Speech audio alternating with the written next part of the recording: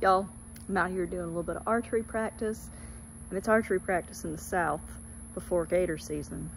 So what am I using as targets? These little guys. Little cicada shells, little exoskeleton. I like to put them on the target and see if I can hit the shell. So let's give it a go.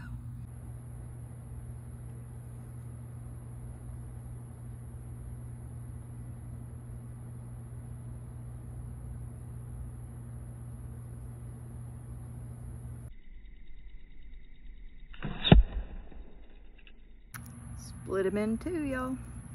These are just the shells, by the way. It's no animals in here. But anyways, these are really fun.